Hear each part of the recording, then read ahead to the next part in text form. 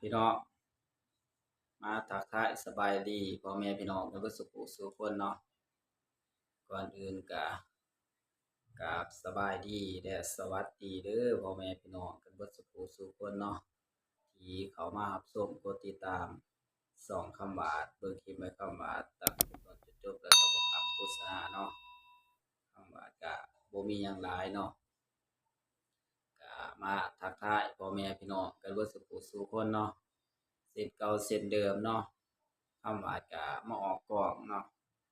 ตอนไปถ่ายในตลาดหรือว่าไปทำบุญเนาะออกไปข้างนอกคำว่าจะบ่ได้ออกหน้ากองเนาะพี่น้องเนาะเพราะว่ากองคำว่ามันกลับบ่ได้เหมือนเดิมเนาะพี่น้องวันนี้คำว่าจะเลยมาคลิปอยู่หอเนาะพี่น้องเนาะก็มาพูดคุยกันตอนนี้ก็คนเติมทยอยเข้ามากดติดตามช่อง YouTube คำว่าเรื่อยๆแล้วตอนนี้ 800กว่าได้เด้อพี่น้องเด้อก็ขอบคุณพ่อแม่พี่น้องหรือว่า FC กันเบิดสุขุสู่คนเนาะที่เขามารับชมกดติดตามช่องคำว่าเบิ่งคลิปให้คำว่าเนาะคำว่าลงคลิปไปก็กระแสตอบรับดีเนาะพี่น้องเนาะคำว่าก็สิพยายามทำคลิปให้มันดีเนาะพี่น้องเนาะถ่ายคลิปออกไปให้พ่อแม่พี่น้องเฮาเบิ่ง ถึงว่าภาพมันสิบ่นิ่งหรือว่าสิบ่แจ้งเนาะก็ต้องขอโทษขออภัยพ่อแม่พี่น้องกันเบิดสุขุสู่คนเด้อเพราะว่าโทรศัพท์คำว่ากล้องก็บ่อยากแจ้งมาได้เนาะเพราะว่าซื้อนานแล้วถ้าคำว่าเก็บเงินได้เนาะหรือมีรายได้คำว่าก็สิสะสมสิซื้อหน่วยใหม่เนาะพี่น้องเนาะก็สิถ่ายให้พ่อแม่พี่น้องเฮาเบิ่งดีๆแหน่เนาะถ้าโทรศัพท์ดีๆเนาะ อันนี้โทรศัพท์เก่าแล้วคำว่าก็พยายามเฮ็ดให้ดีที่สุดแล้วก็อยากเป็นมีช่องของตัวเองเนาะเฮ็ดรายได้เปิดสร้างรายได้เนาะพี่น้องเนาะก็ฝากพ่อแม่พี่น้องเฮานี่เด้อคำว่า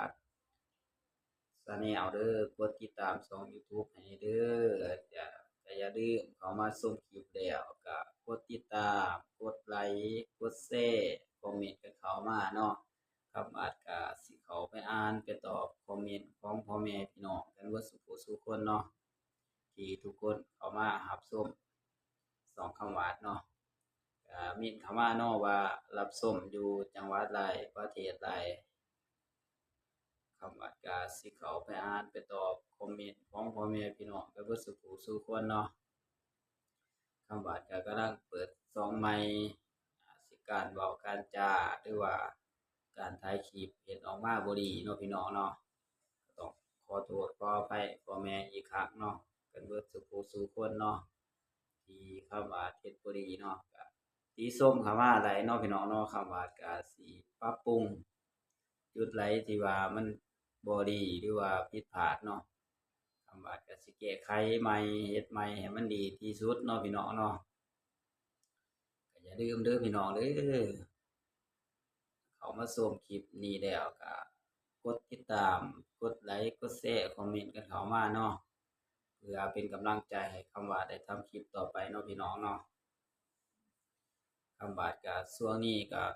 บ่ค่อยได้ออกไปข้างนอกปานใดเนาะออกไปไกลเนาะช่วงนี้แปลว่าบ่ค่อยว่างเนาะพี่น้องเนาะบ่ได้ค่อยไปแบบว่าไปถ่ายบรรยากาศอยู่ไกลๆไปทำบุญบ่หรือว่าไปตลาดแบบไกลๆเนาะคำว่าก็สิถ่าย บรรยากาศรอบๆการใช้ชีวิตอยู่ในไทยนี่แหละคำว่าไปบนใดก็ถ่ายให้พ่อแม่พี่น้องเราเบิ่งเด้อคำว่าก็บ่มีหยังหลายเนาะพี่น้องเนาะคลิปนี้ก็มาทักทายโอโลกกับพ่อแม่พี่น้องหรือว่า FC กันเบิดสุขสู่คนเนาะที่เขามารับชมกดติดตามช่องคำว่าเบิ่งคลิปคำว่าตั้งแต่ต้นจนจบแล้วก็บ่ข้ามโฆษณาเด้อพี่น้องเด้อ คำว่าทำผิดพลาดก็ต้องขอโทษขออภัยพ่อแม่พี่น้องกันเบิดสุขสู่คนเนาะถึงคำว่าสิเฮ็ดออกมาบ่ดีคำว่าก็พยายามทำเต็มที่แหล้วเนาะพี่น้องเนาะก็อยากให้มันดีที่สุดเนาะเพื่อพ่อแม่พี่น้องเพื่อ FC กันเบิดสุขสู่คนที่เขามาชมคลิปความหวานเนาะอยากให้มันดีที่สุดเนาะคำว่าก็สิได้จบคลิปไปก่อนเนาะพี่น้องเนาะพ ที่เขามาชมคลิปนี้แล้วขอให้ทุกท่าน